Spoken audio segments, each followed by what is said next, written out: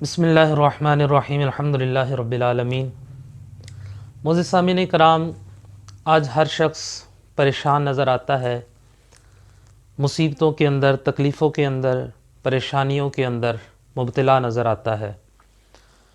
آج ہر بندہ یہ چاہتا ہے کہ اسے عزت بھی ملے، وقار بھی ملے، پیسہ بھی ملے، شہرت بھی ملے اور محتاجی سے بھی محفوظ رہے، اور گھر کے اندر سکون بھی ہو، لڑائی جھگڑا بھی نہ ہو، پریشانی بھی نہ ہو، اولاد بھی فرما بردار ہو، بیوی بھی فرما بردار ہو، بیوی چاہتی ہے کہ شوہر فرما بردار ہو، اولاد جو ہے وہ فرما بردار ہو،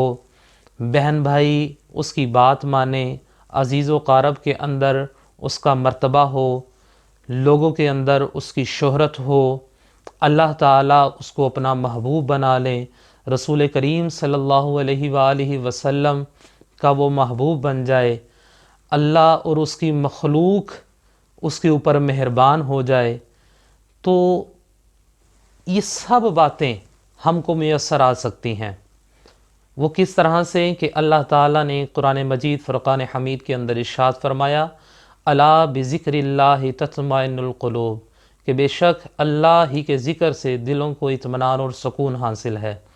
تو جب ہم اللہ کا ذکر کرنا شروع کر دیتے ہیں، اس کی کثرت رکھتے ہیں، تو اللہ تعالیٰ بھی ہمارے اوپر کرم فرمانا شروع کر دیتے ہیں۔ تو جو میں نے بات کہی کہ اگر کوئی شخص یہ سارا کچھ چاہتا ہے کہ اس کو یہ ہر چیز میسر آ جائے، تو اس کو وہ کس طرح سے میسر آ سکتی ہے کہ وہ بس ایک چھوٹا سا اس نے کام کرنا ہے، زیادہ نہیں، بالکل چھوٹا سا کام ہے۔ وہ کیا ہے کہ اللہ تعالیٰ کے یہ 5 نام، یا اللہ، یا رحمان، یا رحیم،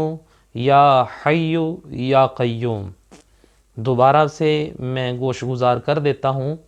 یا اللہ، یا رحمان، یا رحیم، یا حی، یا قیوم۔